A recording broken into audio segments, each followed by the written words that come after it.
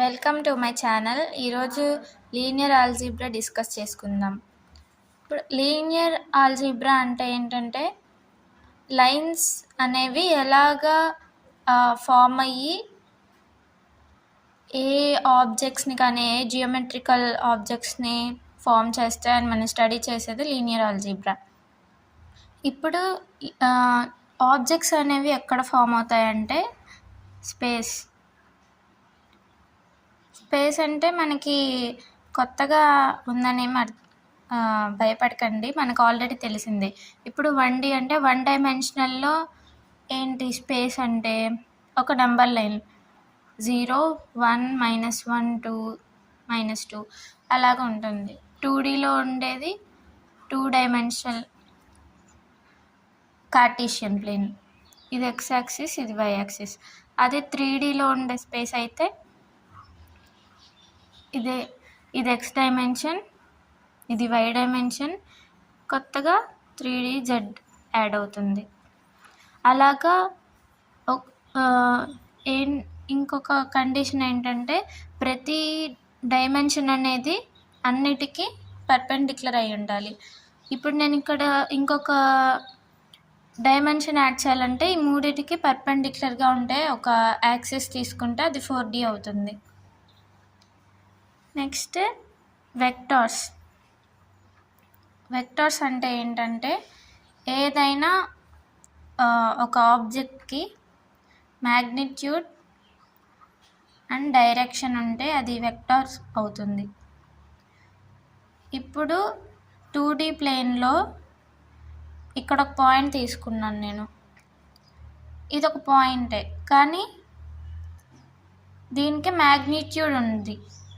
అంటే మ్యాగ్నిట్యూడ్ అంటే జనరల్గా లీనియర్ ఆల్జీబ్రాలో ఆరిజిన్ నుండి ఆ పాయింట్కి ఎంత డిస్టెన్స్ ఉందో అది దాని మ్యాగ్నిట్యూడ్ లేదా లెంత్గా తీసుకుంటారు.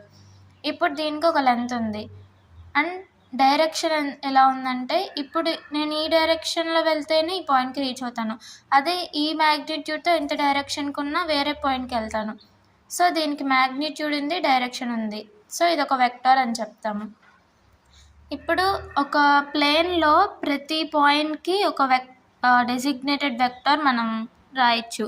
సపోజ్ 0, 1 ఉంది, ఇది నేను 2Dలో ప్లాట్ చేశాను. 0, 1, 2, 1, 2. 0, 1 అంటే ఇక్కడ ఉంటుంది ఈ పాయింట్, సో నేను దీనికి ఒక వెక్టార్ రాయొచ్చు. అదే 1, 1కి ఇంకొక వెక్టార్ రాయొచ్చు, 2, 2కి ఇంకొక వెక్టార్ రాయొచ్చు. అలాగే నేను డిఫరెంట్ వెక్టార్స్ రాయొచ్చు. సో మనం ఇప్పుడు రివర్స్లో ఆలోచిస్తే ఈ వెక్టార్స్ నుంచి ఫామ్ అయ్యేదే స్పేస్ అవుతుంది. దీన్నే వెక్టార్ స్పేస్ అంటాం.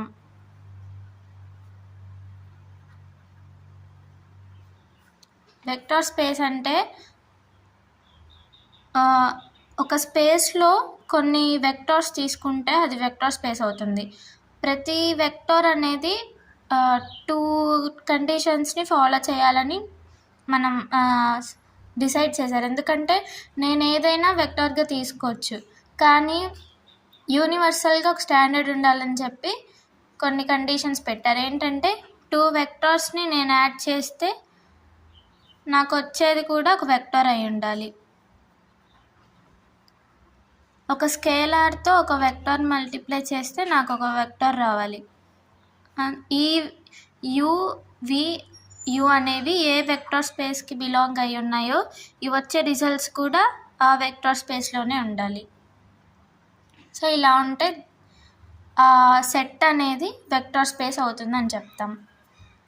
ఇప్పుడు సపోజ్ నేను రియల్ నెంబర్స్ సెట్ తీసుకున్నాను, R అనేది. రియల్ నెంబర్స్ అంటే ప్రతి నెంబర్ వస్తాయి, అంటే whole numbers, integers, natural numbers వస్తాయి. సో ఇది మనం వెక్టార్ స్పేస్ అయ్యిద్దో అవ్వదో ఇప్పుడు చూద్దాం. సపోజ్ నేను ఒక 2 పాయింట్స్ తీసుకున్నాను. ఇప్పుడు vector 1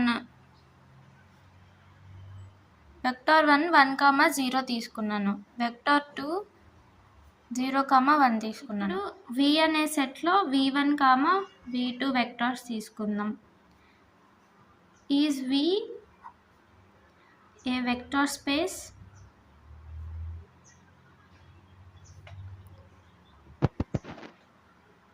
over the field R? నిజమో కాదో చూద్దాం.